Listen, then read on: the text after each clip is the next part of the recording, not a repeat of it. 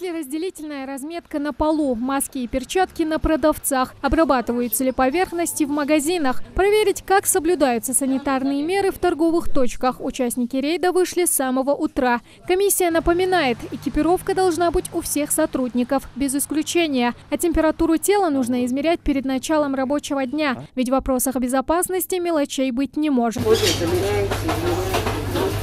Приобрести бесконтактный термометр. Каждое утро проводите термометрию и фиксируете все в журнале.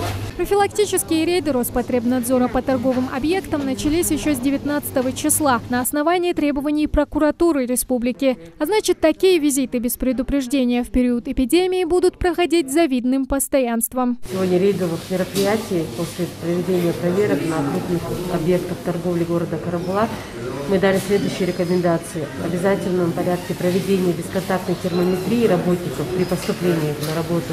И все это необходимо фиксировать в журнале. Также проведение текущей уборки с применением дезинфицирующих средств через каждые 2 часа в течение дня.